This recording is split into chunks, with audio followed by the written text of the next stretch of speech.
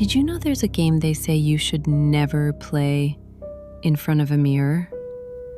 They call it the mirror game.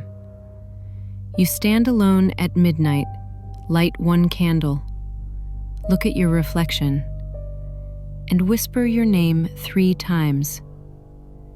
If the flame flickers, don't blink, because that's when it starts watching you. Your reflection stops moving first. They say if you keep looking long enough, it will start whispering your name back, but it won't sound like you. One girl posted it online, said it didn't work. The next morning, her parents found the candle burned to the floor, and the mirror cracked from the inside. Her phone was still recording. The last sound?